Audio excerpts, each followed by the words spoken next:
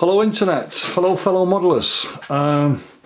Just thought I'd make a quite a quick video. It's been some time, it's been 2 months since I made a video, and the reason for that is I went to the Dortmund show in Germany, the biggest railway show in Europe.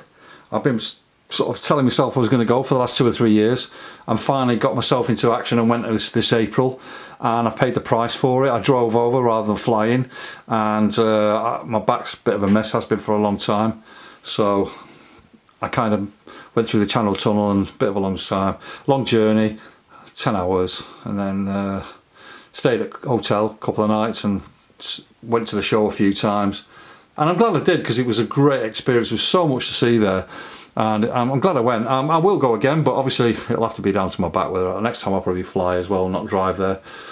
So I had a good time. Bought a few bits and pieces there. Quite expensive there though compared to our shows. Although all modelling shows are quite expensive these days, because let's face it, our hobby is not cheap. And if you buy cheap, you get rubbish. So anyway, a couple of things to talk about. Some I'll show in the next video. I picked up from the show a track cleaning wagon, which I've not seen in the UK yet, and I'll give all you guys the details, but I'll do a video on that specifically. And also I bought some weathering stuff. But anyway, let's get on to the locos and stuff that we all want to talk about. So today it's my MRCE Fleet, and I've got 6 locos. And the one that you can see that's facing you at the video at the moment, which is in a box and in a mess. And the reason why it's in a mess is because I was going to put it on this layout instead of the grav that I've got, which I'll show you shortly. But you can see the BR 185 5444, which is article number 847385. It's a HGK MRCE loco, runs out of Hamburg. Great loco, and it worked originally. I did a video on it and I dropped it. I leant across on my layout. It was on the front track here, and when I leant back it fell off and fell on the floor, and it's caused a little bit of damage to the vehicle. To the loco. At the back there I've got a bent buffer. Underneath here this support casing underneath has come loose, so I need to get a replacement for it. I think I've knocked the chip out of it as well, because there's no power on it at all at the moment, and there's a couple of other little bits and pieces that are wrong with it now as well that I've had to order and get some bits for. But as soon as it's back up and running, it'll be back on my layout, and I'm sure it'll be back to normal. But that would have been on my layout today instead of the next loco I'm going to show you, because I've been having some issues with this as well, which isn't good really. But that's a Fleischmann. All my Fleischmann stuff's pretty up to standard. It's pretty cool, the loco stuff. That's just a DCC loco. It's not sound, but it's got the ability to put sound in it, but I won't be. So I only buy sound locos and then use them. So right, let me just pop down to this first track, which that one was originally on, and just focus into my gravity here. This is this loco is from a different manufacturer. I've already done a video on this. You might, if you've seen all my videos, you'll probably recognise it straight away. It's a Brawler, spelled B-R-A-W-A. I hope I've not pronounced that wrong.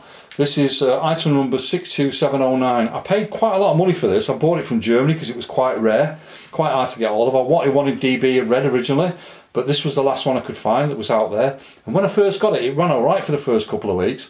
But since I've been running it now, it doesn't run like it used to do. And I spoke to the manufacturers when I went to the show at Dortmund Messen, and they kind of admitted and held their hands up that this was like the first sort of like trying to this kind of loco, and they admitted that there was a few flaws with it and that it wasn't perfect. Like for example, the lighting on it is shocking.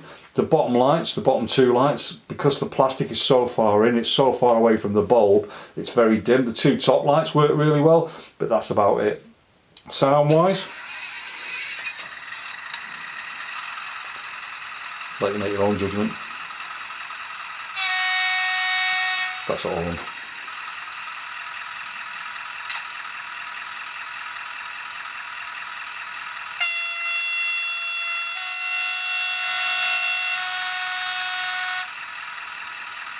Brakes, that's enough of that. But when we kick off and we try to move away, this is when I start having problems. The bogies on this loco, if they don't sit flush properly all the time, and if they're pulling any weight, sometimes because of the rubbers on it, it actually pulls the bogie off the track. So let me just move it forward slowly. It starts off, but it gets, sometimes it actually stops working, even though the track is perfectly clean. Can you hear it?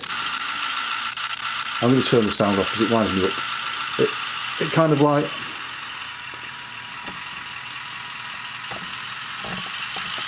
when it's actually travelling, even though there's power to the track, there you go. So you can see it's jerking along. It's really poor. I'm going to turn the sound off. Do me heading. Right. I mean, it works, but it's just not. I'm not happy with it. It's pulling some Fleischmann rolling stock, as you can see. Audi wagon, Bosch, and some wagons. I think I've just murdered that as well. I've got 5 of them on there. They're just an assortment of Fleischmann wagons, which I've got, and they're all right. They look pretty cool. Again, these are not weathered, so it's there we go. It's stopped again. It's chugging along really slowly.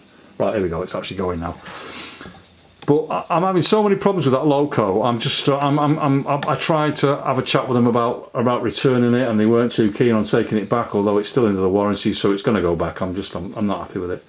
So I don't think I'll be buying another Broer until I can see a lot of good feedback on YouTube and stuff like that.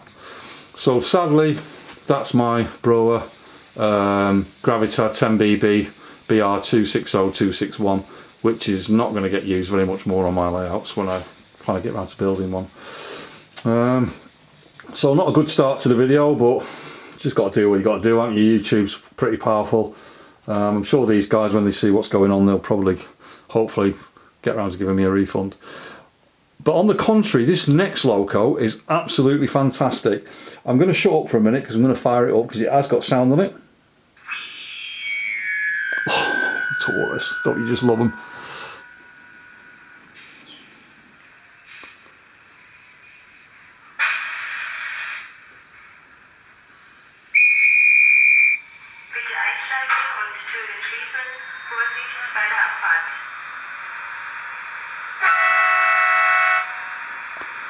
Love this Taurus, fantastic loco, the European Rail Company. You'll also notice that it's got double pantographs on the top at the front and one at the back. This is so when it goes into Austrian area, it can use their power supply. A lot of the new Vectrons have got doubles on them so that they can just adjust whatever power, because they've got the adjustment in the units now, whereas this is kind of an older Taurus loco. But it's just like the new modern thing that's coming in with the electric conversion is so much more easier for them guys.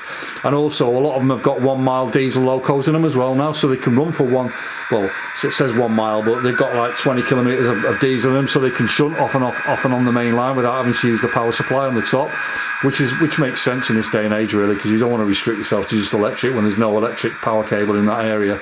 And it's handy for shunting off into engine sheds for cleaning and stuff like that, or maintenance. That's another reason why they've got the 1 mile on a lot of these now, which makes total sense. And I'm sure we'll see some different types of locos coming in the future, which will again be run on different materials, which will be handy. This one that I've got here, it's actually pulling some ice wagons, which are really nice. So let's send it off. I'll just show up while it starts because it sounds great.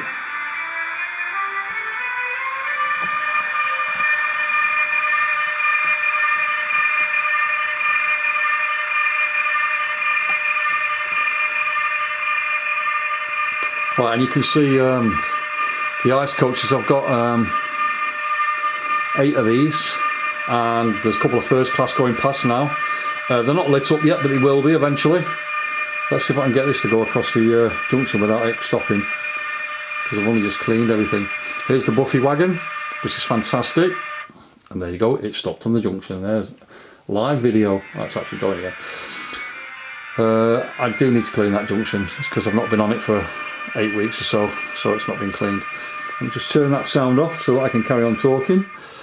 And you can see all the rest of these second class are all different. They're all different item numbers. I'm not going to give you all the item numbers because I'll be here all night telling you what the item numbers are for these particular ice coaches. You can see them on the Fleischmann catalogue. They are still available at the moment, but they are various. They've got various chassis on them, and they all look pretty cool, to be honest. and they're quite lifelike. The end one, which is coming up now, this has got a decoder in it. The decoder's not been programmed yet. I've got 5 or 6 of them that I need to put on one track, and then put a loco on with them and give them address free, just so that I can just use address free just for the lights. So when I click 3 on, all the lights will come on all my coaches. Let me just show you the back of that, because it's really nice.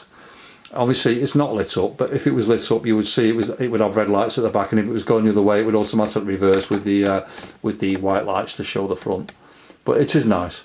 Anyway, let's bring you to my next piece here. This is fantastic. Oh, let me just give you some details on that loco first before we get too excited about this one. That was the BR182, which was 599/1, the number on it, and the item number is 731187, and again it's an MRCE dipslock, TX Logistics. This, you can see, this is a Taurus diesel, and its number is 726003. Bit of a story behind these. I've got 2 of these. I picked them up from eBay about 2 months ago, just before I went to Germany. And every time I try to get hold of one of these, people have been selling for 250 to nearly 300 quid, and they're not even digital, although these 2 that I've got on here are digital. The person who I bought them off of had them already wired up for DCC, which is really good, and I bought them for 90 quid each a pair. So 180 quid for 2 top of the range locos that are fantastic. They're very smooth and they work all the time. I'm absolutely over the moon with them, more than I can say for the Brawler. And they've got lighting in them, but they're not sound. I'm kind of tempted to try and fit a sound chip in them because they're so nice. I'm going to have the numbers changed on one of them because they're both of them are ER20009s, and obviously it's going to look a bit silly. But when they're double-headed, that'll still look really smart double-headed, especially when they're both weathered differently as well, so it'll stand out really well. I haven't changed the couplings over on yet. I usually put profis on there, but that's something I've got to get around to do. But these tankers that I'm carrying are also not profied, hence why these tankers are actually, you can't see the tankers yet, but you will do in a second when it fires off. Let me just pop some lights on there and give it a fire up. Very smooth loco this, and if I let go of the iPad, it just stops really quick if I don't move the counter thing up, which is what just happened then. It's nothing wrong with the loco, it's just purely to do with the iPad setting. Let me just try and focus that in a bit more. So there you go. How cool is that? It runs really slow and very smooth. Just perfect loco, and that's how I want all my locos, because when you're doing a video like this, you want to be able to show people how this model works, and if it's jiggery like my Gravitar was, that's not really good fun at all. But this is carrying, I've got some tank wagons at the back. I've just stopped it there so you can just see these tank wagons before it drives off. So you can see here that it's got weathered tank wagons. I can't remember what the number is, you have to look at my previous video. But these tank wagons are already weathered. I'm just going to start it up again. They're already weathered, and they're weathered pretty poorly in my opinion. They're all pretty much very the same-ish if you look at them. You know, they're kind of like, there's a little bit of variation there, but they look very, very much the same. You can tell it's been done by a factory. So I bought some weathering pencils from AK a couple of weeks ago that have finally come through. There's 37 in a box. I'm going to use some of them and just slow it down. I'm slowing it down.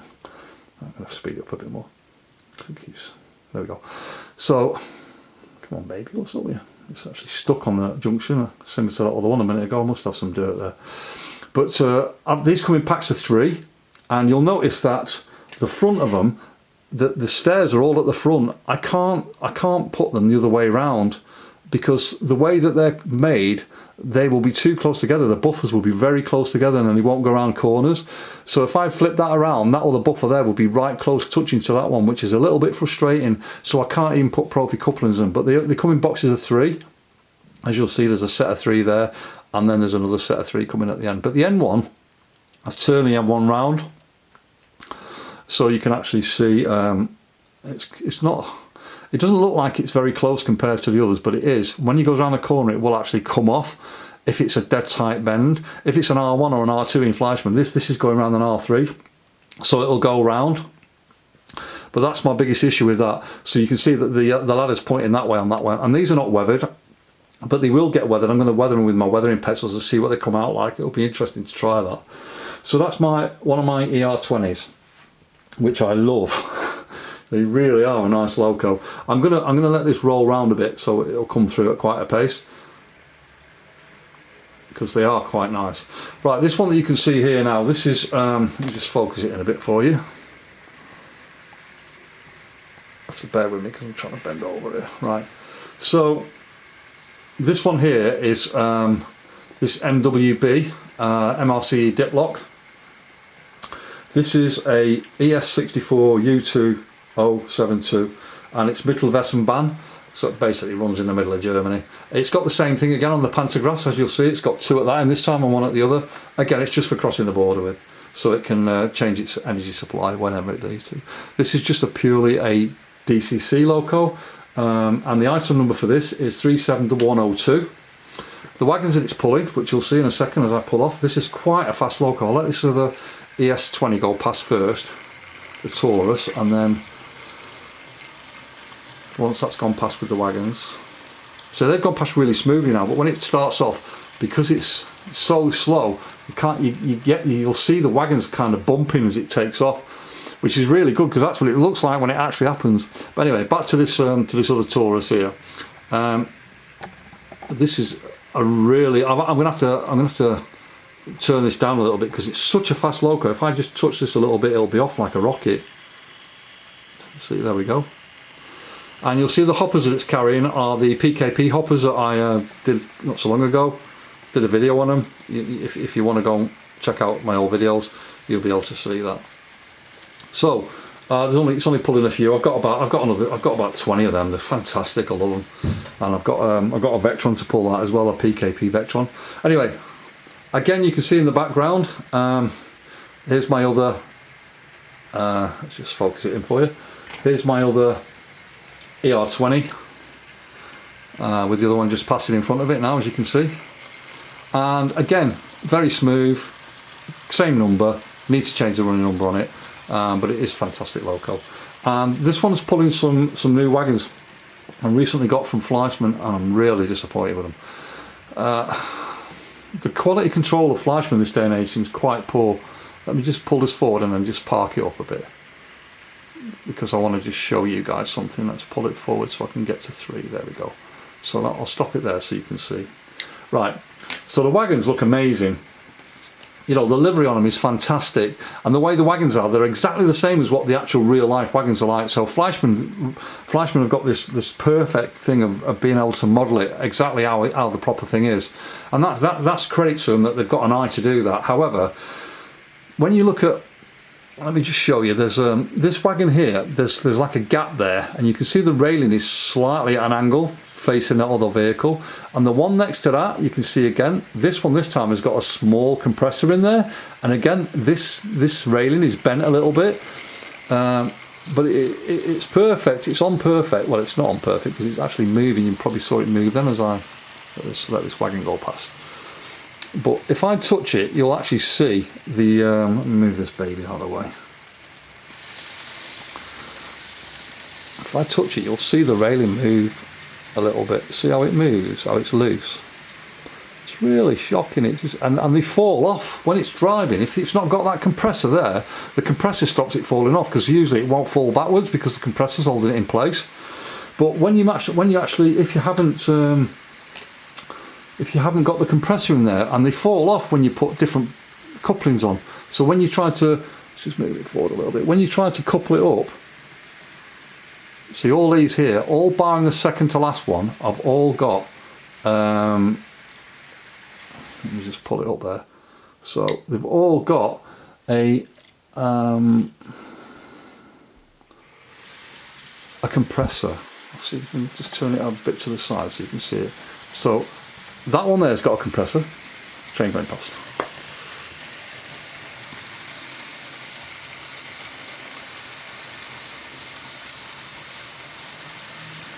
Right, so the third to last one has got a compressor, as you can see, but that has got a solid, it won't move, because that's stayed in since I've had it, but this one here hasn't got a compressor in, and it moves slightly. The back one doesn't move at all because that's got a compressor in it. Let me just move that so you can see it. So that one there doesn't move at all because it's got a compressor in it. So the compressor on some of them stays in place. But when you open the box up and you try to change the couplings over, that's when you start having problems. And also, if you look at the buffers, really close together. And that's because of the Profi, but they've managed to make it so they actually go around corners, even the R1s, which is fantastic. That's the only thing I like about it, but the livery on them is absolutely amazing. The other problem with them is they've got like the pipes that are underneath the wagons, these pipes for the cement to come out of, they're on 2 clips underneath and they just clip off and they fold off, so sometimes when you're going around the track it derails your wagons. So quality wise, shocking. Visually wise, fantastic. I just wish Fleischmann would start upping their quality control, because that's something they're really poor on at the moment.